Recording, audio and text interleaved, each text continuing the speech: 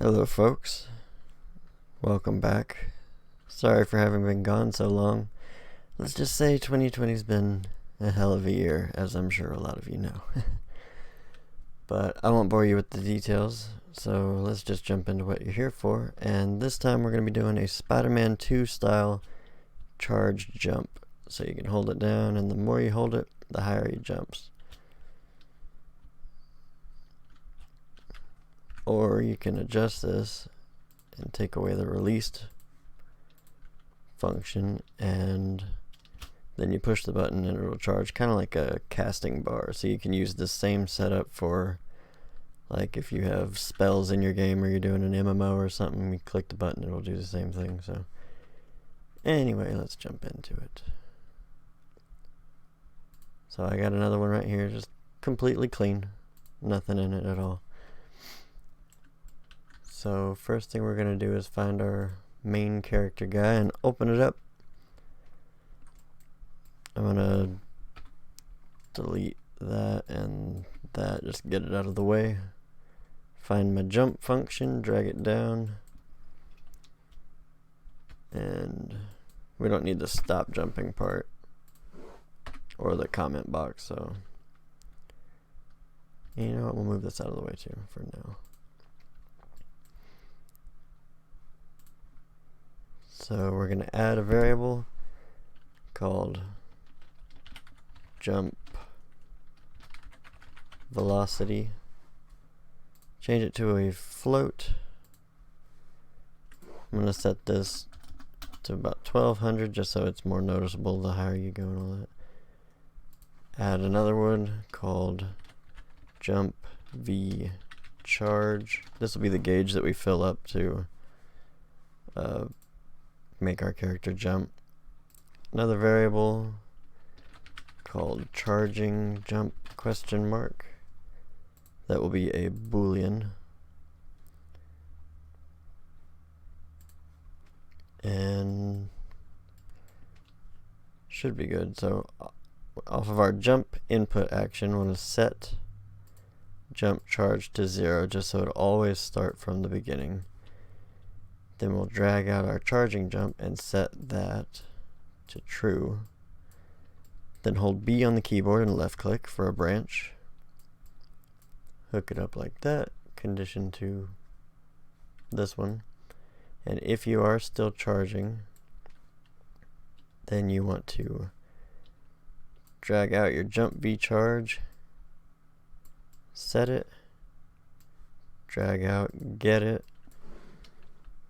drag off plus, you want to do float plus float and do about 0.01. You can adjust this to whatever your needs may be, but for now, for the testing purposes, I'll just show you this way. Right click, re-triggerable delay. Oh, no, disconnect that. If you connect something and need to disconnect it, just alt left click and that'll disconnect it. Because I forgot, drag off this. We want to see if it's greater than or equal to 1. Another branch with a B left click. And if it's not greater than or equal to 1, then we want to do a retriggerable delay. This one I'm also going to set to 0.01. And then I'm going to drag from the completed all the way back to this branch.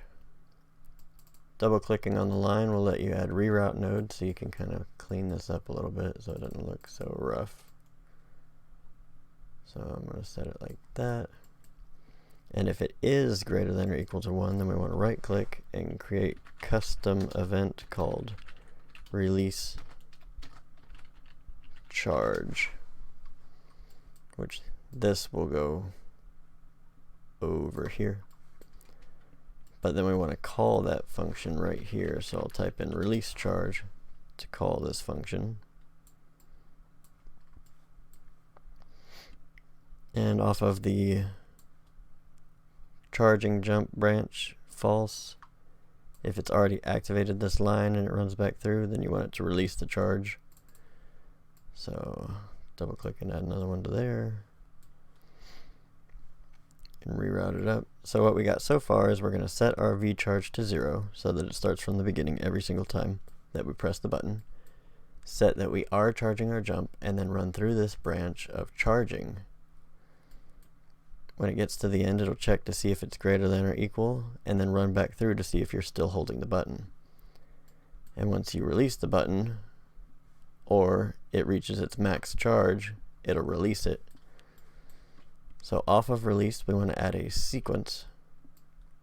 You don't really have to do a sequence. I just like sequences. Oh, sequence is S on the keyboard and left click. So just like that.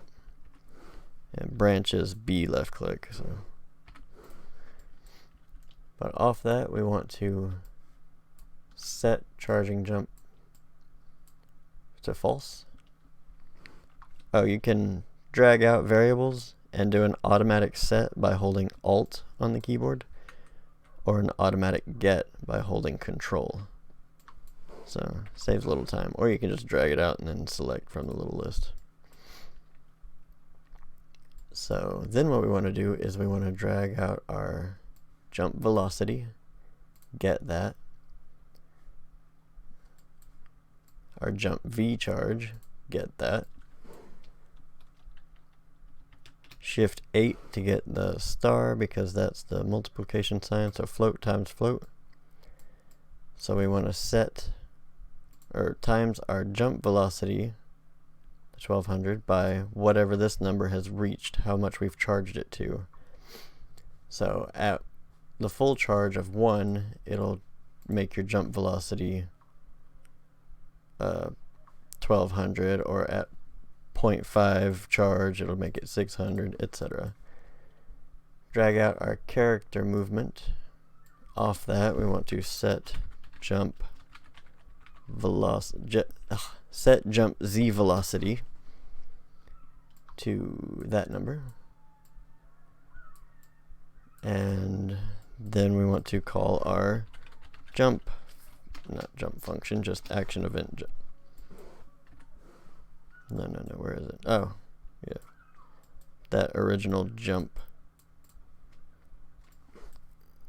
And it should be about everything we need. Let's test it out real quick.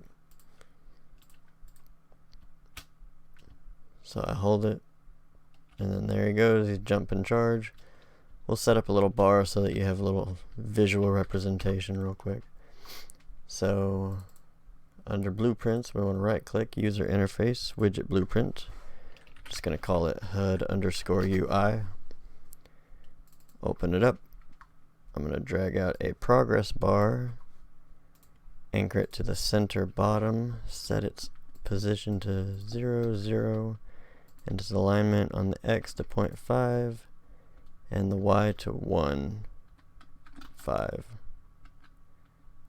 3? 3 will work. 3 will work. Now the size on the X I'm going to set to about 350, and the size Y to about 20. I'm going to leave it at 40 for now. And then we want to bind its percentage filled. So we'll bind, create binding. That'll take you to the event graph area. Click event graph, delete pre-construct and tick. Go to the construct. We want to cast to third person character, or whatever your character may be called. Just cast to your player. Get player character. And then we'll promote that to player reference. Now in the get percent 0, we want to drag out the player reference. Get jump V charge.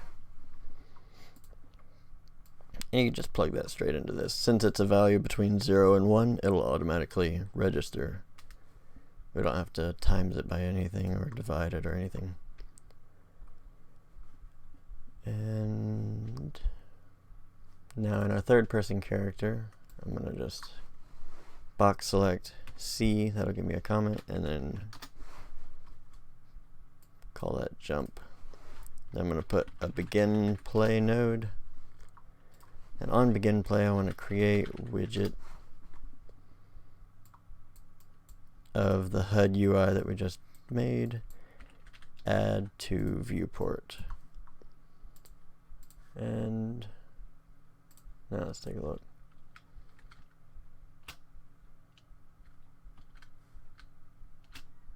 So now you can kind of see how high you're, oh, yeah, I made it.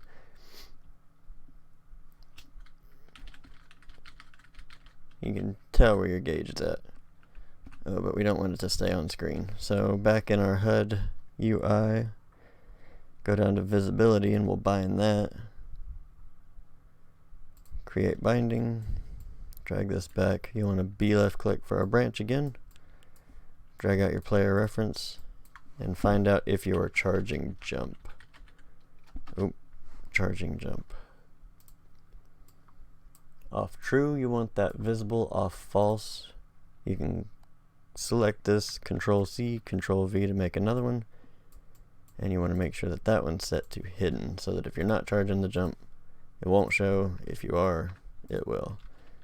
So now, boom.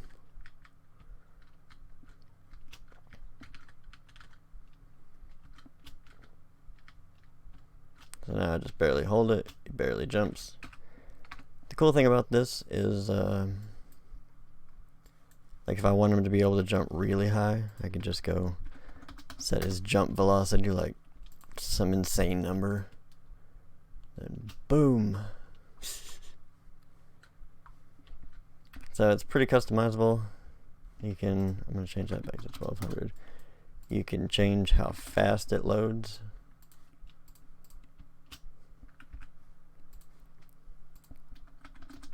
Or how slow. So like if you're using this for different spells and you got different cast times and etc., then pretty customizable. But that's pretty much it. That's all she wrote, really.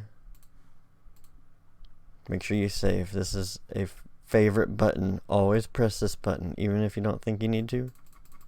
Just hammer it. Because worst thing is getting a bunch of stuff done and then it crashes and then you realize, oh shit, crap. When's the last time I saved? The autosave isn't very reliable, so you want to make sure you press that regularly. But that's it for this one, really. I know I've been gone for a while, and sorry for letting y'all down. Welcome to all the new subscribers. I think I had like 150 when I left, and I'm at like 630 now, which is mind-blowing for me, so thank you very much for that. But I'm gonna be coming back. I'm gonna be recording a lot more regularly. I actually have a good schedule now, as far as work and home life goes, so I'm going to be trying to upload at least like 3 videos a week. I know we were in the middle of the RPG tutorial series. I'm going to be leaving all those videos up, but I've also been learning quite a bit over this past, what's it been, like 8 months, 9 months? I don't know. This long ass time that I've been gone, but I've been learning a lot, so we're going to be restarting that and showing you all the new updates. I'm going to leave the old ones up for prosperity's sake and going over some new methods and some easier ways of doing a lot of the things. So be looking forward to that, I guess. And as always, thanks for coming by and hanging out. So catch y'all later.